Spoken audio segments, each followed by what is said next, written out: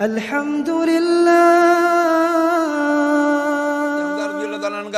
انہوں کا کیا کیا گیا تھا؟ سینہ چاک کیا گیا اور بہرحال وہ بیان بھی نہیں کیا جا سکتا. تو رسول اللہ علیہ السلام نے سختی کے ساتھ منع فرمایا. بیان نہیں کر سک رہے وہ بخاری شریف کی حدیث ہے اور کئی صفحات پر ہے. جی تو مطلب منع کیا گیا. نہیں آ گیا کہ بخاری اس لیے نہیں سنا سکتے کیونکہ ہمیں معاملات کے اندر اپنی حفاظت بھی چاہیے. یہ سزا اور جزا نہیں ہے زندہ رہتے ہوئے ہمارے ساتھ. ہمارے ہاں چونکہ علم اور اسپیشلی علم دین کی انتہائی کمی، اور ہم زیادہ تر لوگ نا اس سے تعلیم یافتہ ہوتے ہیں جسے ہم گیجٹ یا موبائل کہتے ہیں، ادھر ادھر کی تھوڑی بہت ہی لی اور اپنی طرف سے مفکر. اچھا دوسری بات، جو بھی کسی بھی عہدے سے 50-60 سال کا ہو کر ریٹائر ہوتا ہے وہ آ کر کے کہتا ہے جی میں تفسیر پڑھ رہا ہوں، میں قرآن پڑھ رہا ہوں، اس کی میں تفسیر پڑھ رہا ہوں، میرے خیال میں یہ ہے. اور یار تو انجینئر آدمی تھا، تو کہاں سے تفسیر اور فقہ کی بات اپنی جو توجیحات دینا شروع کر دیتا ہے. بدقسمتی سے میں شاہ جی میں ضیاء صاحب کی طرف جاؤں گا. آپ کا پیغام بالکل مل گیا. وہ لیکن وہ 60 سال والا انجینئر نہیں ہے، ابھی وہ بڑا ینگ آدمی ہے، اور اگر وہ دین کی طرف آ گیا تو میرے سپورٹ کرنا چاہیے کہ کوئی بھی دین کی طرف آ گیا.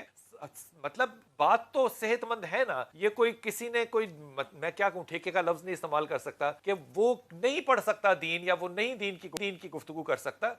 سب کا حق نہیں ہے میرے خیال میں، سب کی ضرورت ہے کہ ایسا کرنا چاہیے. ہاں جی نیکسٹ سوال ہے. 21 دسمبر 2021 کو سما ٹی وی کے پروگرام کتب آن لائن میں ایک بریلوی مولانا صاحب نے آپ کی طرف اشارتاً گفتگو کرتے ہوئے کہا کہ بدقسمتی سے لوگ آج کل موبائل فون اور انجینئر سے علم دین سیکھ رہے ہیں. اس پر اینکر پرسن سید بلال کتب نے ان پر گرفت کی. اگر آپ نے وہ پروگرام دیکھا ہے تو پلیز اس پر رائے دے دیں. وہ پروگرام میں نے اس وقت تو نہیں دیکھا تھا، بعد میں مجھے حسن بھائی نے بتایا، ان کے بھی کسی دوست نے ان کو کہا کہ اس طرح تھوڑے انجینئر صاحب کا ذکر ہوا ہے اس پروگرام میں. تو مجھے پہلے ہی پتا تھا کوئی اچھے الفاظ میں تو نہیں ہوا ہوگا. ہم تو تیار ہوتے ہیں اس کے لیے، کوئی بڑی بات نہیں ہے. میرے بھائی پچھلے 100 سالوں میں 60,000 کتابیں اللہ کے نبی صلی اللہ علیہ وآلہ وسلم کے خلاف لکھی گئی ہیں. دنیا میں کسی انسان کے خلاف اتنی کتابیں نہیں لکھی گئی.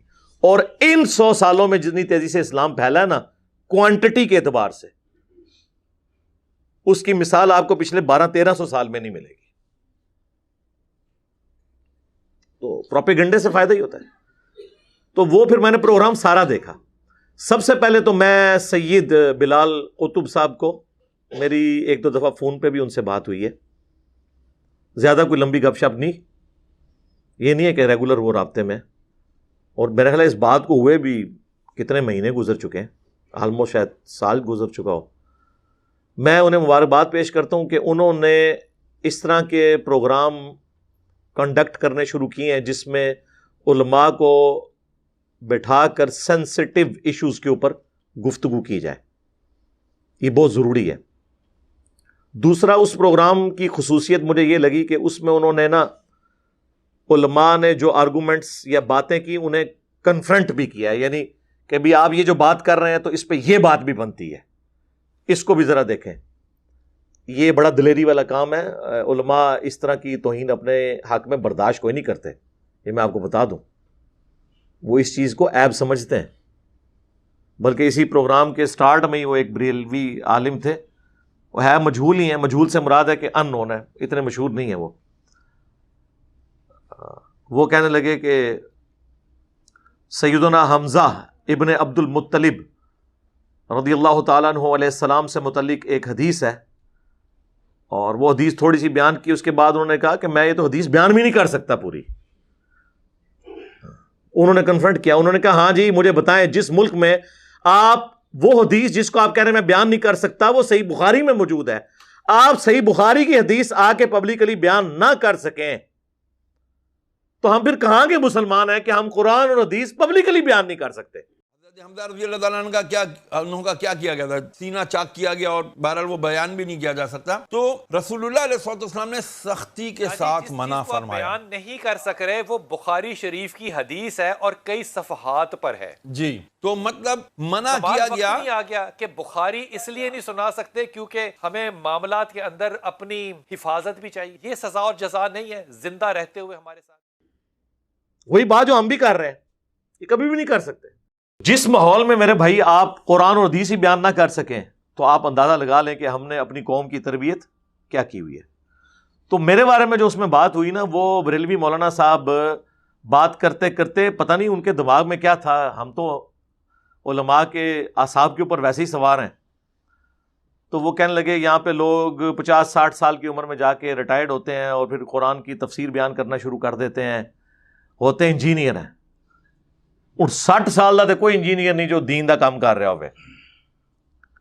لیکن وہ اینکر جو کہ سمجھدار تھا، اسے پتا تھا کہ وہ 60 سال کا کہہ کے وہ توریہ کر رہا ہے نا، وہ بات کدھر لے کے آ رہا ہے. خیر انہوں نے تسلی سے اس کے بعد بھی ان کی بات سنی. اس کے بعد انہوں نے کہا کہ معذرت کے ساتھ، جس کو آپ کہہ رہے ہیں نا کہ وہ 60 سال کا انجینئر ہے، وہ ینگ انجینئر ہے. اور پھر انہوں نے کہا کہ مجھے، اب یہ میں لفظ وہ کہتے ہیں کہ میں استعمال نہیں کرتا، ٹھیکے والا، یعنی استعمال کرنے کا طریقہ یہی ہوتا ہے. کیا صرف یہ دین کو بیان کرنے کا ٹھیکہ علماء نے لیا ہوا ہے؟ اگر کوئی شخص اس طرح دین بیان کر رہا ہے تو آپ اس کی حوصلہ افزائی کریں، بجائے یہ کہ آپ اسے ڈسکریج کریں. ہمارے ہاں چونکہ علم اور اسپیشلی علم دین کی انتہائی کمی، اور ہم زیادہ تر لوگ نا اس سے تعلیم یافتہ ہوتے ہیں جسے ہم گیجٹ یا موبائل کہتے ہیں، ادھر ادھر کی تھوڑی بہت ہی لی اور اپنی طرف سے مفکر. اچھا دوسری بات، جو بھی کسی بھی عہدے سے 50-60 سال کا ہو کر ریٹائر ہوتا ہے، وہ آ کر کے کہتا ہے جی میں تفسیر پڑھ رہا ہوں، میں قرآن پڑھ رہا ہوں، اس کی میں تفسیر پڑھ رہا ہوں، میرے خیال میں یہ ہے. اور یار تو انجینئر آدمی تھا، تو کہاں سے تفسیر اور فقہ کی بات اپنی جو توجیحات دینا شروع کر دیتا ہے. بدقسمتی سے میں شاہ جی میں ضیاء صاحب کی طرف جاؤں گا. آپ کا پیغام بالکل مل گیا. وہ لیکن وہ 60 سال والا انجینئر نہیں ہے، ابھی وہ بڑا ینگ آدمی ہے، اور اگر وہ دین کی طرف آ گیا تو میرے سپورٹ کرنا چاہیے کہ کوئی بھی دین کی طرف آ گیا. مطلب بات تو صحت مند ہے نا. یہ کوئی کسی نے کوئی، میں کیا کہوں، ٹھیکے کا لفظ نہیں استعمال کر سکتا کہ وہ نہیں پڑھ سکتا دین، یا وہ نہیں دین کی گفتگو کر سکتا. سب کا حق نہیں ہے میرے خیال میں، سب کی ضرورت ہے کہ ایسا کرنا چاہیے. تو انہوں نے تو اس پہ بات کنکلوڈ کر دی. میں اب اس کی اگلی قسط بیان کرتا ہوں. ظاہر ہے چونکہ میرا ذکر ہوا ہے تو میرا تو حق ہے کہ اس فل ٹاسک کو میں باؤنڈری کے باہر پھینکوں. تو میں پہلے تو بلال بھائی حافظہ اللہ تعالیٰ کو مبارکباد پیش کرتا ہوں، اور میں ان کو بتاتا ہوں کہ یہ حوصلہ افزائی کیوں نہیں کرتے. ان کے پلے کوئی شے ہی نہیں ہے جو ہمارے قرآن و سنت کے دلائل کے مقابلے پر لا کر اپنی پبلک کو سیٹسفائی کر سکے. ان کا تو بھیانک خواب یہ پلیٹ فارم بنا ہوا ہے. اس لیے ان کو ہر وقت کوئی بھی دنیا میں مسئلہ ہو جائے نا، وہ انجینئر کا نام لینا شروع کر دیں گے، انجینئر نے یہ کر دیا. اس طرح کے وسوسے پہلے بھی کافی علماء نے، وہ جی دیکھیں جی ڈاکٹری کا مسئلہ ہوگا ہم ڈاکٹر سے جا کے پوچھیں گے، انجینئرنگ کا مسئلہ ہوگا انجینئر سے جا کے پوچھیں گے. اس طرح کی پھر آپ کو مثالیں دیں گے. تو میرے بھائی پھر آپ ممبروں سے یہ بات کیوں کرتے ہیں، یہ حدیث کیوں بیان کرتے ہیں سنن ابن ماجہ کی جو مشکات میں موجود ہے؟ اگرچہ اس کی سند میں کلام ہے لیکن اس کا متن قرآن و سنت کے عین مطابق ہے. اسے تلقی بالقبول حاصل ہے کہ علم دین حاصل کرنا ہر مسلمان مرد و عورت پر فرض ہے. تو اس کا کیا مطلب ہے کہ ہر مسلمان مرد و عورت نے علماء والی ڈگری لینی ہے مدرسے سے، یا اتنا بیسک علم حاصل کرنا ہے جتنا اس کی 24 گھنٹے کی زندگی گزارنے کی ضرورت ہے؟ ورنہ تو ساروں کو میری ڈگری ہولڈر ہونا چاہیے. اور ڈگریاں تو میں تھوڑا نا اینڈ تک کھولاں گا کہ ڈگریاں دی اوقات کے ہے. ویسے تو ساڑی ویڈیوز کھل چکی اوقات. تو کہیں گے نہیں ہر بندے کو علم دین حاصل کرنا چاہیے. پھر جامعہ ترمذی کی ایک حدیث ہے، اس کی سند میں کلام ہے لیکن اس کو سپورٹیو ابن عباس کا قول ہے کہ حکمت مؤمن کی گمشدہ میراث ہے، جہاں سے بھی ملے اسے حاصل کر لو. ہے کہ نہیں؟ نبی صلی اللہ علیہ وآلہ وسلم کو قرآن میں کون سی دعا سکھائی گئی ہے؟ اے اللہ میرے عشق و سرور میں، میرے وجدان میں اضافہ کر دے، یا قل رب زدنی علما، اے میرے رب میرے علم میں اضافہ کر دے. ہے نا؟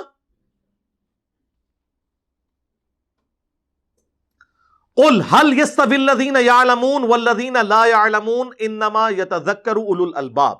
اے نبی تم فرماؤ بھلا علم والے یا بغیر علم والے برابر ہو سکتے ہیں؟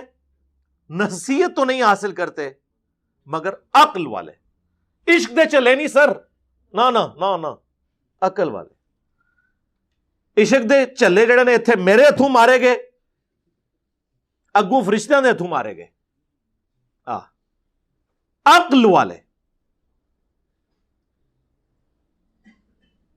इन्नमा यख्शल्लाह मिन इबादिहिल उलमा, अल्लाह की खशियत और मार्फत तो सिर्फ अहले इल्म को है, और इल्म से मुराद सिर्फ हनफी बरेलवी डिग्री। हाँ,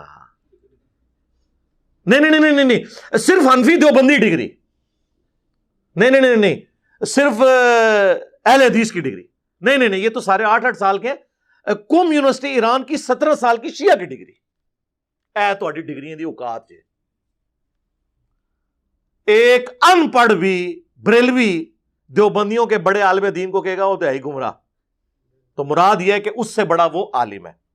और एक आम अनपढ़ देवबंदी बरेलवियों के उलमा को कहेगा ये तो है ही गुमराह।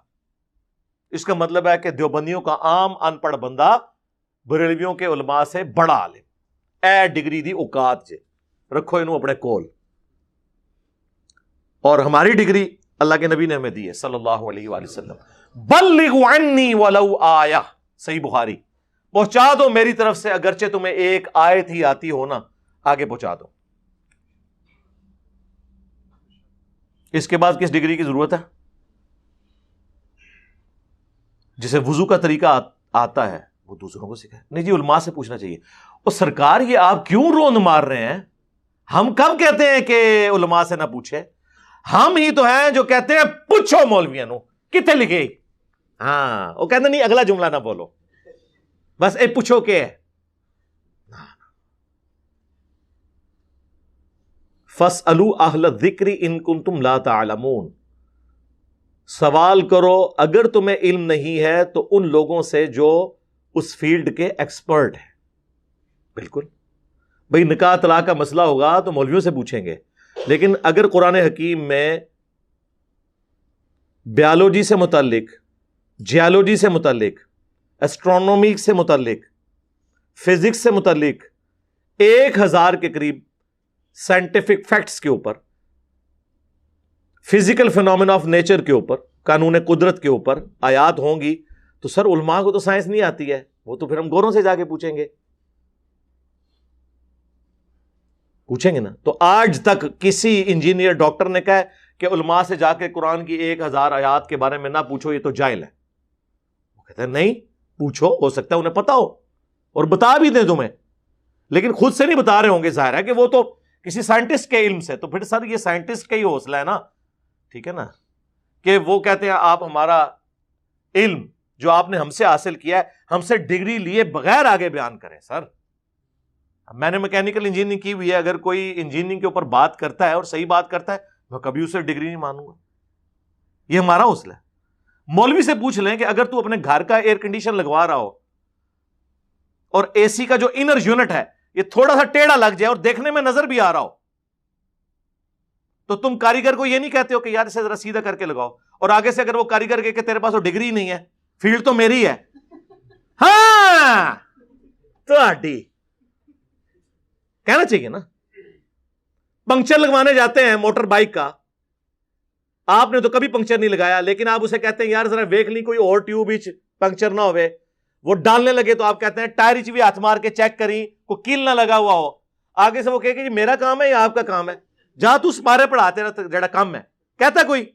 इसका मतलब है कि वो पंक्चर लगाने वाला, वो एयर कंडीशन फिट करने वाला, वो मोची जो जूतियां गांठ रहा है और आपके मशवरों को अकोमोडेट कर रहा है, वो इन मौलवियों से बेहतर है। कम से कम कुत्ते की तरह पढ़ता तो नहीं ना, आगे से अकोमोडेट करता है ना। ये तो नहीं कहता तेरी फील्ड नहीं है, कॉमन सेंस की बात है, लेकिन common sense is not so common. Common sense common तो नहीं होता। तो ये तो फिर उन लोगों का हौसला है कि वो कबूल करते हैं। मैं आपको बताऊं, मैं मैकेनिकल इंजीनियरिंग के दौरान मैं टॉपर्स में से था। मुझे नहीं याद पड़ता कि कोई दिन गुजरे ऐसा जिसमें मैंने किसी उस्ताद की गलती भरी क्लास में ना निकाली हो, अदब के दायरे के अंदर, कि सर ये इस तरह नहीं, ऐसे। और मुझे नहीं याद पड़ता कि उन 5 सालों में कभी किसी उस्ताद ने मुझे डांटा हो, यही कहा कि बेटा थैंक यू। ये क्या कहते हैं, थैंक यू, चुप के बाहर सुटो इन्हों, यदि जुर्रत सानू पूछ रहे। یعنی آپ دیکھیں کہ دنیاوی ٹیچرز میں اتنا حوصلہ ہے جو ان مولویوں میں نہیں ہے. پھر کہتے ہیں نہیں ہماری عزت نہیں ہے. بھئی عزت کرواؤ نا. اور مجھے یہ بتائیں آج تک آپ کسی آنکھ کے اسپیشلسٹ کے پاس گئے ہوں آنکھ کا علاج کروانے, اور وہ آپ کو آگے سے یہ مشورہ دے کہ یار یہ آپ کی آنکھ ٹھیک ہو جائے گی, لیکن دائیں آنکھ ٹھیک کرنے کے لیے آپ کا دایاں پاؤں کاٹنا پڑے گا, تو آپ کیا کہیں گے ٹھیک ہے فرما دیا, اسپیشلسٹ نے فرما دیا ہے, لات بڑھوا لو گے؟ کیا کہو گے کہ یار اتنی تو عقل مجھے بھی ہے کہ آنکھ کے لیے مطلب پاؤں کو کاٹنا پڑے گا. آپ کسی دوسرے کے پاس جائیں گے, تیسرے کے پاس جائیں گے تو پتہ چل جائے گا کہ ڈنگر ہے, یہی پتہ چلے گا نا. تو علماء کے مسئلے میں بھی جب ایاک نعبد و ایاک نستعین کے بعد آپ بابوں کو پکارنا سن رہے ہوتے ہیں تو اس وقت آپ کی عقل کیوں نہیں کام کرتی؟ کسی دوسرے کی بھی بات سنیں کہ وہ کیا کہتا ہے اس مسئلے میں, کہ واضح لکھا ہوا ہے کہ عبادت اللہ کی کرنی ہے, مدد اسی سے مانگنی ہے.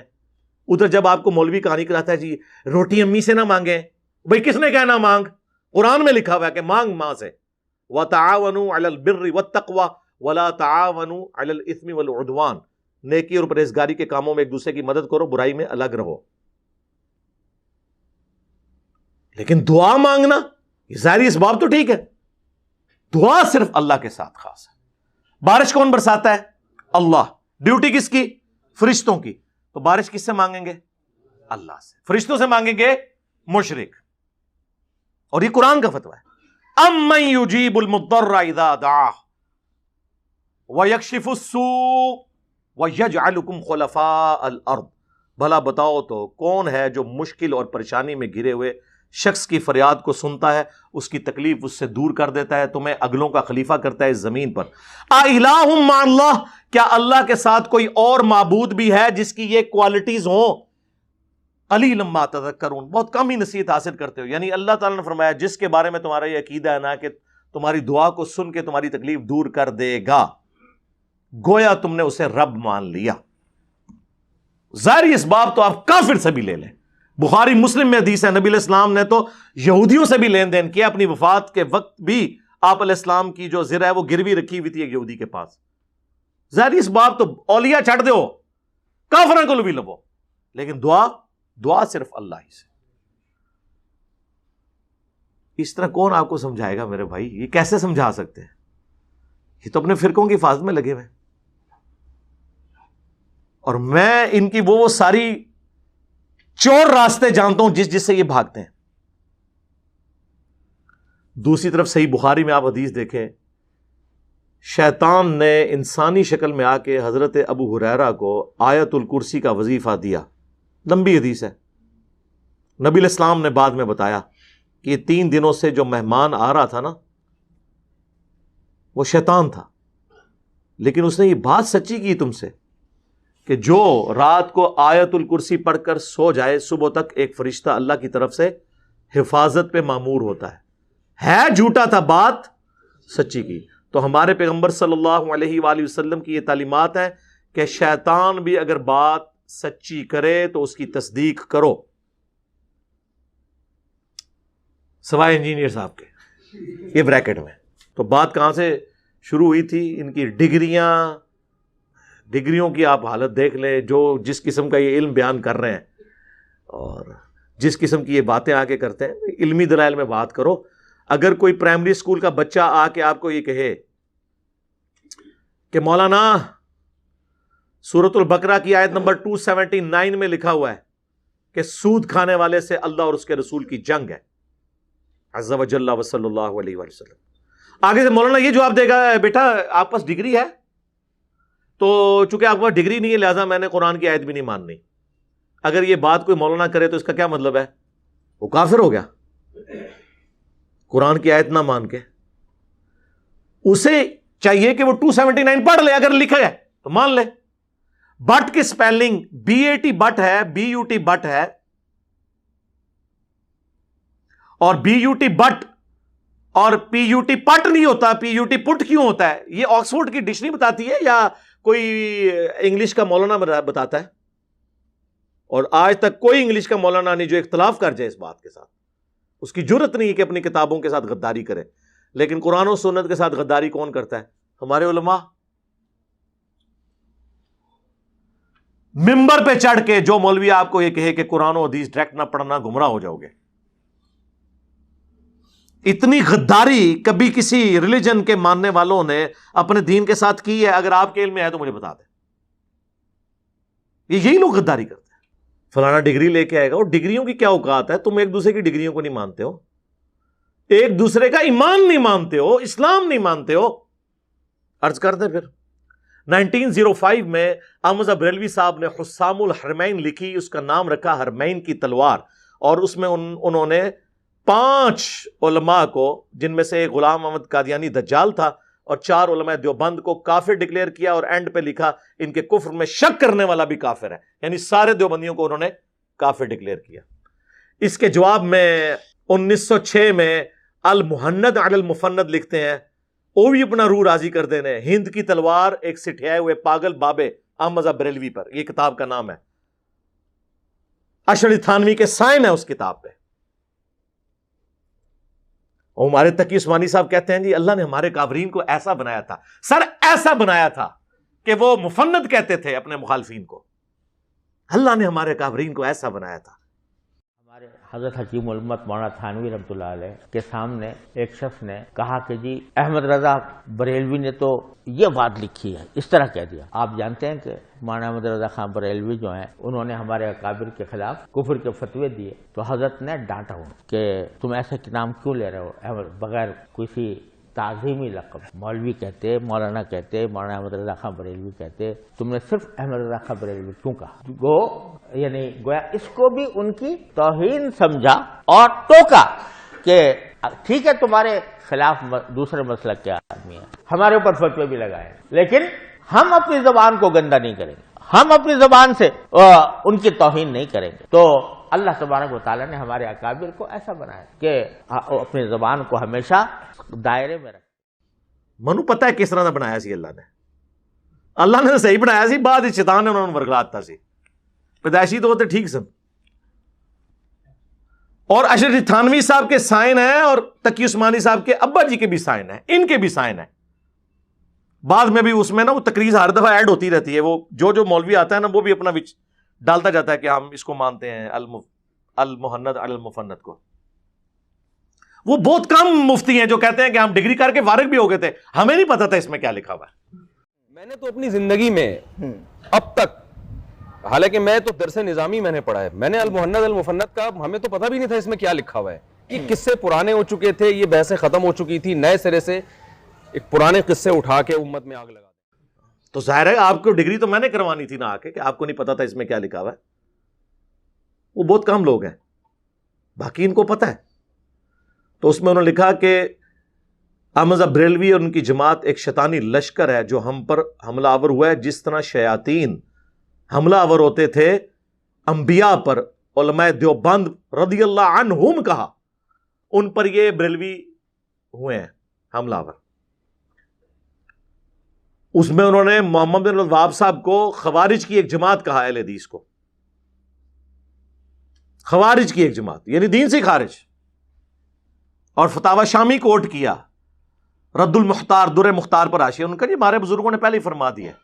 اور وہ بزرگ وہ ہے جو سانجا ہے بریلوی اور دیوبندیوں کا, کیونکہ یہ سیم حوالہ جال حق میں مفتی احمد یار خان صاحب نعیمی صاحب نے بھی لکھا کہ یہ شیطان کا سینگ ہے محمد بن الوہاب اور اس کی جماعت. یعنی بریلوی دیوبندیوں کا اس پہ ان کا, یعنی ان دونوں کا اجماع امت ہے, ان کی امتوں کا اجماع, یعنی امت محمدیہ کا نہیں, ان دونوں کا, کہ یہ خوارج کی ایک جماعت ہے. ایک دوسرے کے بارے میں یہ کہتے ہیں, اور ایک دوسرے کو مسلمان ہی نہیں سمجھتے, کہتے نہیں ہم سمجھتے ہیں. میں نے ان کو چیلنج دیا ہے کہ آپ اس طرح سٹیٹمنٹ لکھ کے دو کہ ہمارے سوا جتنے فرقے ہیں نا, ہم اگرچہ انہیں گمراہ مانتے ہیں, لیکن انہی عقیدوں پہ اگر یہ مر گئے تو قیامت والے دن اپنا عذاب بھگت کے جنت میں چلے جائیں گے. کوئی بریلوی یہ لکھ کے نہیں دے گا. ہاں وہ یہ لکھے گا اگر کوئی وہابی گستاخ رسول نہ ہوا تو, اہل حدیث لکھ کے دے گا اگر کسی نے شرک نہ کیا ہوا تو. دیوبندیوں کو بھی مسلمان سمجھتے ہیں, بریلویوں کو بھی سمجھتے ہیں. جا دفع ہو جا, آج کے بعد اب دین کی بات نہ کر. جا, تیرے اس چیلنج کا بھی جواب دیتا ہوں. کوئی بریلوی ہو, کوئی دیوبندی ہو, کوئی اہل حدیث ہو, اگر انہوں نے اللہ کی ذات کے ساتھ شرک نہ کیا ہوگا, اپنے گناہوں کو بھگت کے جنت میں چلا جائے گا. یہ کیا مطلب ہے؟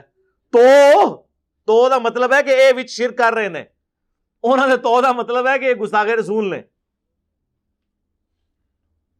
یہ ان لوگوں کا حال ہے, یہ ان کی ڈگریوں کا حال ہے.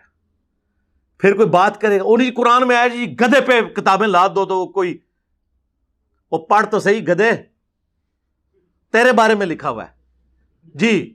سورہ الجمعہ میں اللہ نے یہود کی مثال دی ہے کہ ان کی مثال ان گدھوں کی مانند ہے کہ جس گدھے پر کتابیں لاد دی جائیں, تو جس طرح گدھا کتاب کو اپنی پیٹھ سے اتار کر پڑھ کر اس پر عمل نہیں کر سکتا, یعنی علماء یہود کہ ان کی کتابوں میں لکھا ہوا تھا کہ پیغمبر آخر الزمان صلی اللہ علیہ وآلہ وسلم نے آنا ہے, اس کے باوجود انہوں نے اپنی اس کتاب سے استفادہ کر کے اس پیغمبر کو نہیں مانا, لہٰذا یہ ان گدھوں کی مانند ہیں. جس طرح گدھے کے اوپر کتاب لاد دینا تو اس سے فائدہ نہیں لے سکتا.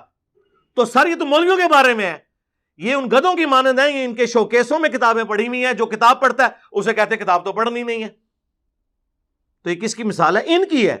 ہم تو کہہ رہے ہیں بار بار کہ نہ میں وابی نہ میں بابی, میں ہوں مسلم علمی کتابی.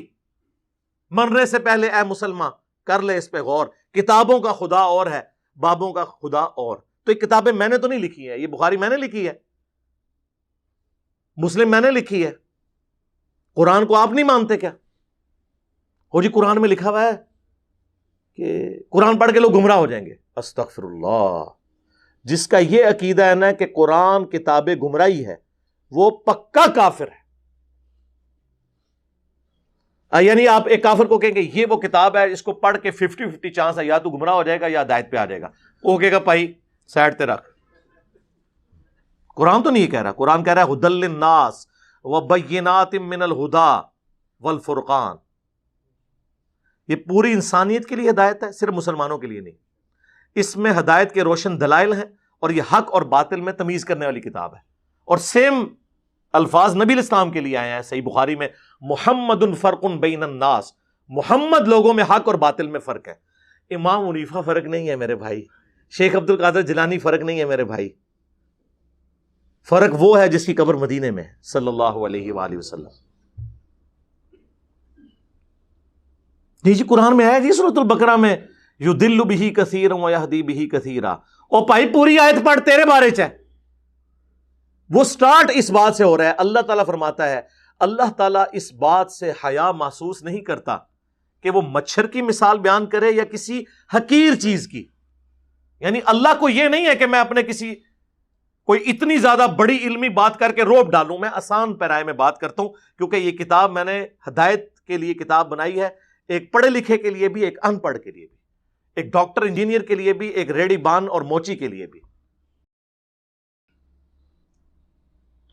تو اللہ تعالیٰ فرماتا ہے کہ ہم تو کوئی اس میں شرم محسوس نہیں کرتے کہ ہم مچھر کی مثال بیان کریں.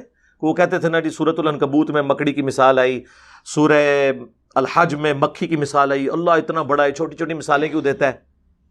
جس طرح ہم پہ بھی کہتے ہیں نا یہ پنجابی دے لفظ کیوں بول رہا ہے.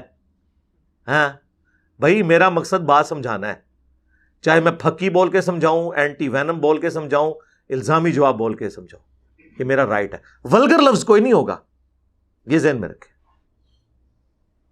پھکی تو سارے کھاتے ہو نا, علمی آزمی والی پھکی جڑی جہلم شریف تو ملتی ہے, تو پیٹ والی جڑی ہے گولڈا شریف تو ملتی ہے.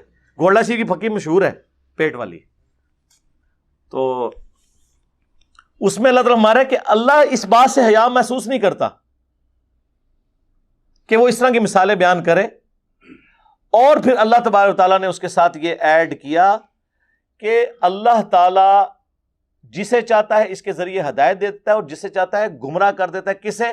وما یضل بہ الا الفاسقین. اس سے گمراہ نہیں ہوتے مگر فاسق لوگ. وہ کیسے گمراہ ہوتے ہیں؟ قرآن حکیم میں کئی جگہ آیا ہے, سورۃ الانفال میں, سورۃ الاحزاب میں, کہ جب بھی قرآن نازل ہوتا ہے نا تو صحابہ کہتے ہیں ہمارا تو ایمان ہی بڑھتا ہے, اور کافروں کی سرکشی میں اضافہ ہوتا ہے. سورہ بنی اسرائیل میں آیا کہ جب جب ہم نے آیات نازل کی ان کی سرکشی میں اضافہ ہوا. کیوں؟ قرآن کا قصور ہے؟ نہیں, نہ مان کے. جب بندے نے نہ ماننا ہونا تو اچھی بات بھی بری لگ رہی ہوتی ہے. آپ کا پولیٹیکل لیڈر مخالف پارٹی کا ہونا, اس کی اچھی بات بھی آپ کو بری لگے گی. دل مان رہا ہوگا کہ اچھی ہے، لیکن آپ کہیں گے نہیں میں نے نہیں ماننی۔ دنیا میں کہا جاتا ہے نا مثال کے طور پر کہ بارش اگر اچھے جگہ پر پڑے تو وہاں سے پھول اور سبزہ اگتا ہے، اور اگر گندگی کے ڈھیر پہ پڑے تو مزید گندگی پھیلتی ہے۔ بارش کا قصور نہیں، اس گندگی کا قصور ہوتا ہے۔ سمجھ آئی؟ وما یضل بہ الا الفاسقین۔ تو یہ آندہ کوئی بات کرے، یقین کرے اگر ہم حکومت میں ہوں نا تو ہم قاضی کو بٹھا کے ایسے لوگوں کی زبانیں کھنچوا دیں جو یہ کہیں کہ قرآن گمراہ کرنے والی کتاب ہے۔ نعوذ باللہ۔ شرم کریں، کتنا بڑا کفر بک رہے ہیں آپ۔ ہدایت کی کتاب کے بارے میں یہ کہہ رہے ہیں اور اس بات کو آؤٹ آف کانٹیکسٹ پیش کر رہے ہیں۔ اللہ نے کہا جو کتاب کو نہیں مانتا نا اس کی گمراہی میں اضافہ ہوتا ہے، اور جو مان لیتا ہے اس کے ایمان میں اضافہ ہوتا ہے۔ تو جس کی گمراہی میں اضافہ ہونا ہے وہ پھر کیا اعتراض کرتا ہے کہ قرآن میں مکھی کی مثال کیوں آئی؟ تو جو مان رہا ہوتا ہے وہ یہ ٹانٹ کرتا ہے اللہ کو۔ تو اللہ فرماتا ہے یہ جو میں مکھی اور مچھر کی مثالیں آئی ہیں نا یہ اسی لیے ہیں کہ چونکہ تم نے ماننا نہیں ہے، نہ مانو، گمراہ ہو، کفر کی موت مر جاؤ۔ یہ الزامی جواب کے طور پر ہے۔ لیکن یہ لوگ پھر اس طرح آؤٹ آف کانٹیکسٹ چیزیں پیش کرتے ہیں۔ تو سر تھوڑے تے پھر اللہ نے شے ایسی چھڈی ہے کہ سارے جن و انس بھی اکٹھے ہو جاؤ نا، قرآن و سنت کے دلائل کا مقابلہ آپ نہیں کر سکتے اللہ کے فضل سے۔ یہ ان کی کہانیاں ہیں نا جو پیش کر رہے ہوتے ہیں آپ کو، کبھی کچھ پیش کر رہے ہوتے ہیں، کبھی کچھ پیش کر رہے ہوتے ہیں۔